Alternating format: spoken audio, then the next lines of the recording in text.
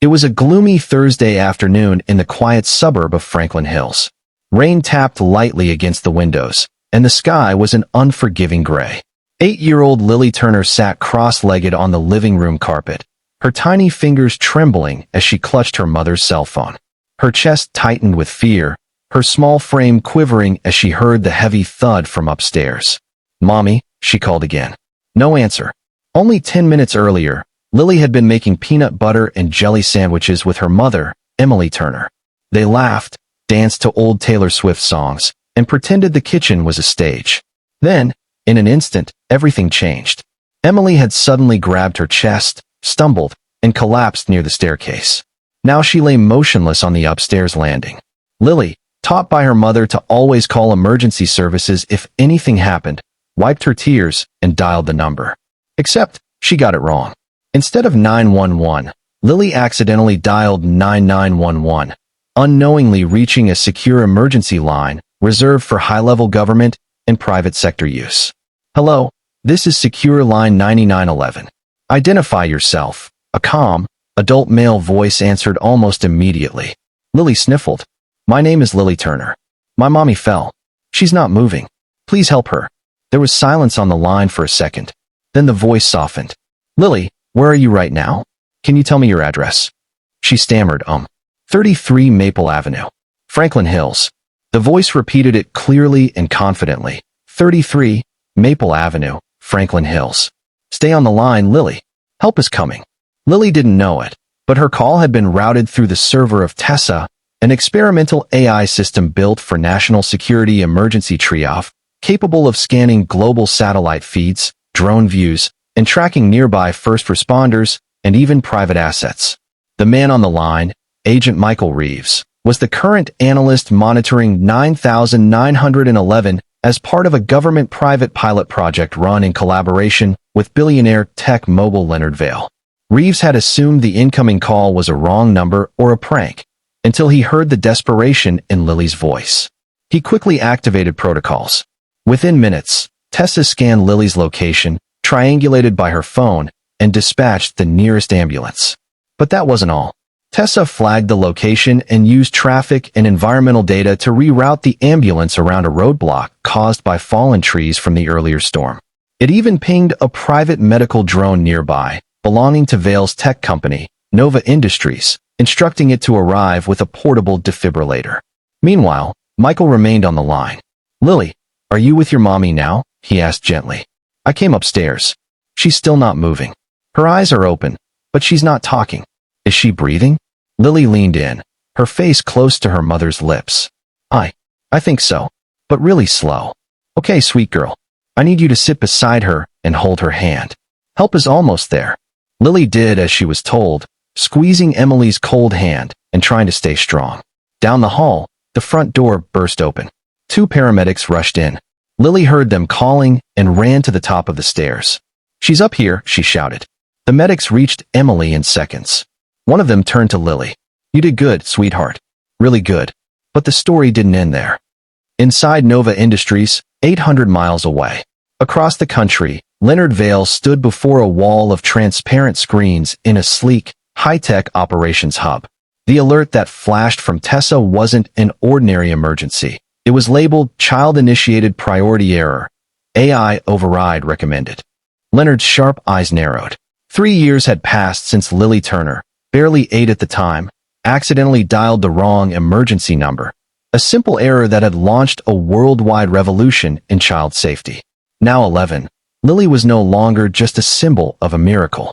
She had grown into a leader, still young, still innocent, but fiercely intelligent, compassionate, and brave. She split her time between regular classes, robotics workshops, and guest appearances at major safety conferences where she shared the stage with world leaders and human rights activists. But while the world celebrated her, Lily's heart remained grounded in one thing. No child should ever feel helpless. That mission was about to be tested again, on a global scale. The call from beyond the border. It was late evening in Franklin Hills, and Lily sat in her small home office at the Vail Scholars Academy. She had just finished video chatting with her mom, now healthy and working remotely for Nova Industries' public outreach team. Emily still teared up every time she looked at Lily's face. As Lily opened her digital sketchbook to work on ideas for safer disaster shelters for kids, her Lilyline dashboard pinged. It wasn't a routine alert. Red level, border conflict detected, child communication override active. She tapped the screen. A scratchy voice filled the air. A young boy, maybe 7 or 8, spoke rapidly in a language Lily didn't understand, Pashto. The translator AI engaged instantly. I'm in the school basement. They told us to hide. My sister is bleeding. They bombed the roof. Lily's eyes widened. The location, a remote village on the Afghanistan-Pakistan border. Conflict zones weren't supposed to have access to Lilyline yet. The infrastructure hadn't fully rolled out. But this boy had used an offline satellite-powered smartwatch smuggled into the region by aid workers. It had one emergency feature, Lilyline. Lily didn't hesitate. She hit the Initiate Global Assist Protocol, a high-level clearance usually reserved for adult analysts. She knew using it without approval could get her suspended. Maybe worse. But she didn't care. Global triage. Within minutes, the situation was escalating in the background. Tessa rerouted drones from nearby UN posts, pinged GPS data, and coordinated with humanitarian relief operators in the region. But this wasn't just a medical emergency. It was a war zone. Lily, came a voice from the door. It was Leonard Vale. He had aged slightly in the past few years, less the untouchable billionaire and more the father figure to thousands of children. But the worry in his eyes was real. You triggered Global Assist? She nodded. A boy. His sister's hurt. He thinks his school was bombed. There's no one else. Leonard sat beside her, took a breath, and didn't scold her. Instead, he said, let's get them out. He typed into the terminal, using his credentials to authorize a cross-agency alert. In less than 15 minutes, the AI had triangulated the signal, identified nearby roads that weren't under threat, and dispatched 3 humanitarian drones carrying food, first aid, and 2 medical bots. Back on the line, the boy was panicking. She's not moving. I can't stop the blood. Lily leaned toward the mic. What's your name? Arian. Arian, help is coming. You are very brave. Can you press the red button on the side of your watch? Yes. Immediately, a medical drone in the sky activated loud tones to let Arian know help was close. A thermal image on Lily's screen showed movement. 2 small bodies in the basement corner. The world was watching. But Lily wasn't watching the world. She was watching Arian's heartbeat on the screen. Weak, but steady. The rescue heard round the world. The next morning, the rescue operation went viral.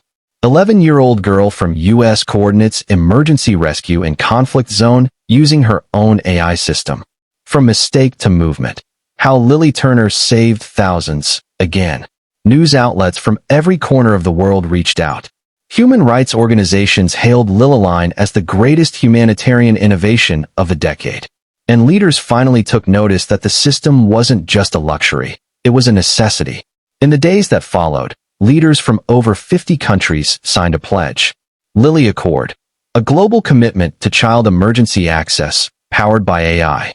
The pledge guaranteed that every school, shelter, and pediatric hospital in their territories would be equipped with Lilyline technology. Leonard donated $5 billion. Other billionaires followed. Even governments chipped in. For the first time, safety for children wasn't an afterthought. It was policy. A quiet moment with Mom. Amidst the global attention, Lily returned home for a weekend to see her mom. They sat on the porch swing together, wrapped in a blanket. Emily had a hot mug of tea in her hand, and her daughter curled against her side. Do you ever wish things had just stayed normal? Emily asked. Lily thought for a second. Sometimes. I miss being a kid. Emily kissed her forehead. You are still a kid, baby. But they don't see me like that. They see the girl who saved the world. Or whatever they say. Emily looked into her eyes. You didn't save the world, Lily. You reminded it to care. 5 years later, the girl who became a movement. At 16, Lily Turner was nominated for the Nobel Peace Prize. She'd co-authored policies with the UN, launched new projects in underprivileged regions, and helped build Lilyline academies across Africa, Asia, and South America. But she always returned to Franklin Hills. That small town. That living room. That call. And every year on Lily Day, the official holiday declared in her honor, she visited schools across the U.S., not to talk about tech or AI, but to sit in circles with children and ask them, "What scares you?" And together, they built ways to fight it. A story retold. Years later, when Lily had children of her own, she told them the story every year on their birthdays. How I accidentally dialed a number no one was supposed to call, and found a world ready to listen. Her children would laugh, not fully understanding the weight of her story, at least not yet. But one night, her youngest asked her, "What if you had never called that number, Mama?" Lily looked out the window, where a street drone buzzed quietly, scanning for danger. Where playgrounds now had safety hubs. Where kids could call for help by whispering into a toy or tapping a bracelet. She smiled. Then maybe someone else would have. But I'm glad it was me. The last chapter, but not the end. A statue now stands in front of the United Nations headquarters in Geneva. It doesn't depict a billionaire, a president, or a general. It shows a little girl holding a phone, her brow furrowed, her hand trembling, but determined. The plaque beneath reads,